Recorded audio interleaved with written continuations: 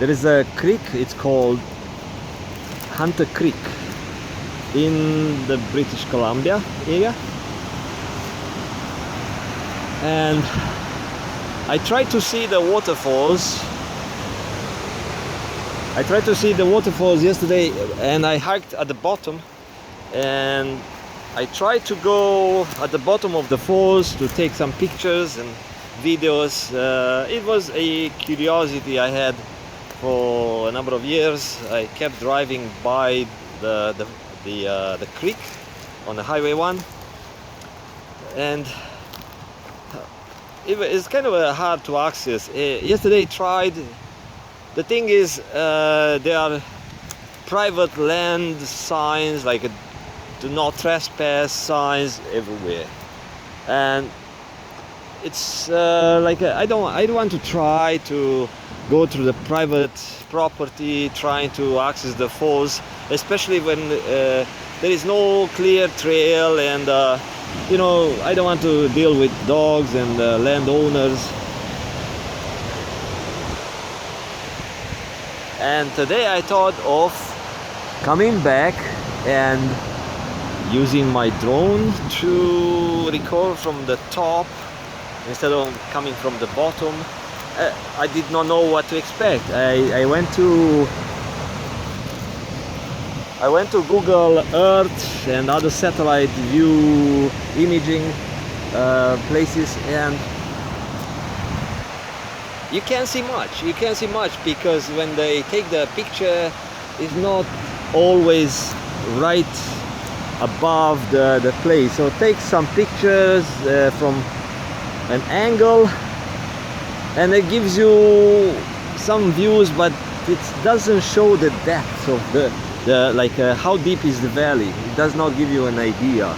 So it's more of a, there are some trees, and the creek disappears in the forest because it's not being photographed from the top, and that's it. And you can't see what's right here. Now I expected a big drop waterfall, but I'm not in the right angle to see that. In the morning I spent a couple of minutes online to see if people posted pictures and trail markers. There is nothing. It's like maybe some people are saying some stuff about the falls. Yesterday I went hiking maybe 2 kilometers upstream, like on the Forest Service road, and I saw that they built a dam, like a hydro generating plant.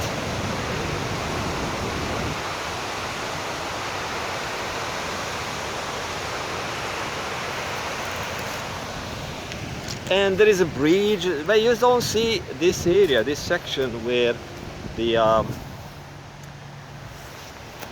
creek just drops like into abyss, and all this area is like very steep, very dangerous. I mean, it's not challenging to hike the area. It's okay, but it's very dangerous because of the steep terrain, and you don't know how stable these things are. And what I notice here, there is a kind of a made up trail. Maybe a couple of people adventured somehow. They thought to check it out. It doesn't take you too far, or it might, but it's too old trail, and I could not see where it leads. My assumption was that everyone like me went all the way to there and stopped trying to have a peek and returned back to the gravel road, which is like maybe 150 meters above. Yeah, this is like you need to use a good judgment before you make your steps next to the cliff. It's not for a place for those who are getting dizzy easier, those who are not fit, those who have heights fear, panic attacks, thingies, people who are not equipped with proper footwear. So if you step in a wrong spot, or if it's wet outside, you can tumble down, and I don't know if you are able to stop. Like if you are able to catch a branch or something, lucky you. I had an adventure which I don't know if I should share it or right, because there are a bunch of people who are assholes and take others' sad experiences, misfortune, whatever happened, and make it into a fun story. Like you see people sharing paragliding accidents, you see people sharing aviation accidents, and guess what? There are those videos that get like 1 million views, and you think, wow, such a sick world. People want to see accidents. Anyway, so I'm going to share. I went to recover my drone at some point, and I didn't know where the drone was. I knew the general area, and it was on a, you know how this one is called?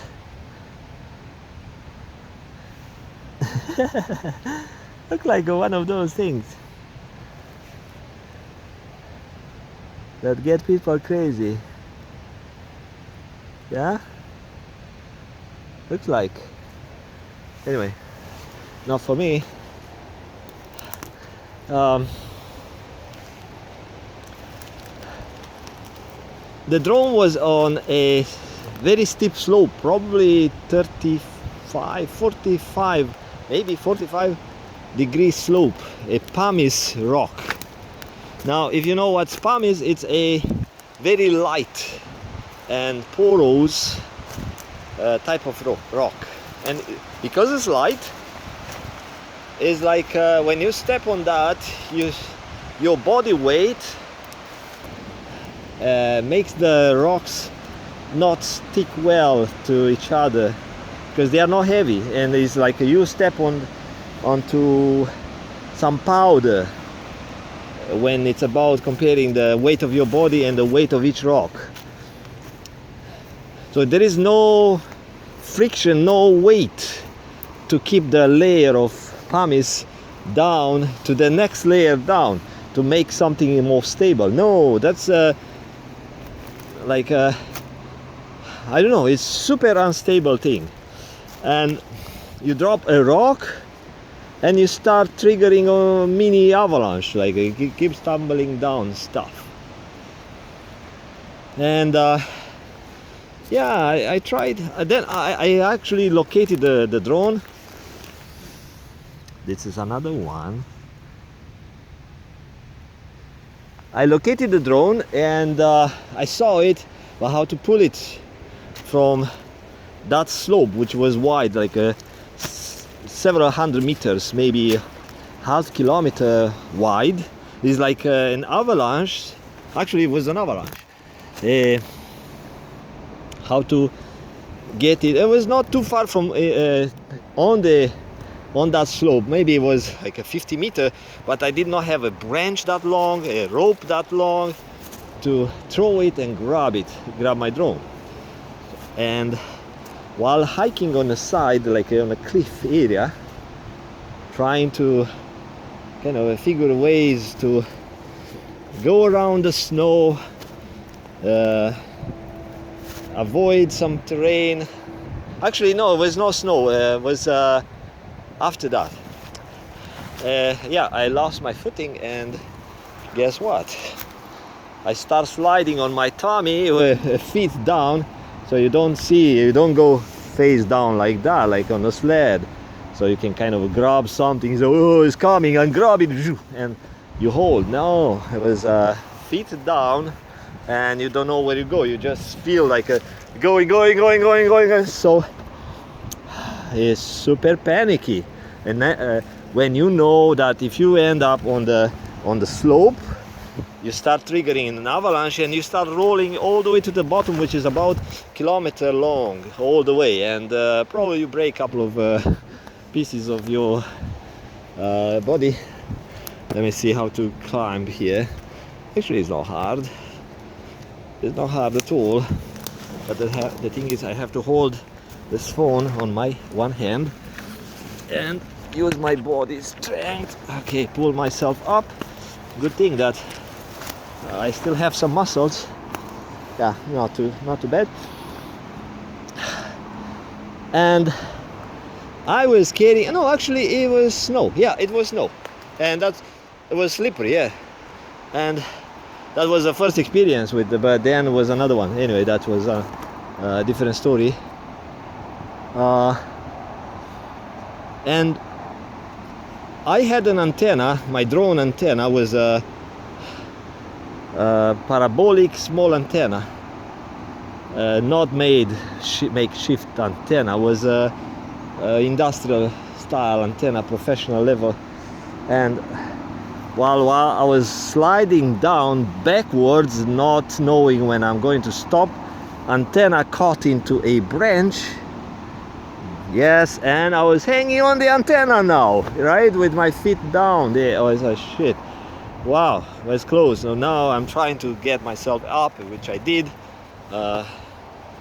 and that was a good scare, which I suggest you not try. That's why I'm sharing these adventures, so you don't have to do it, right?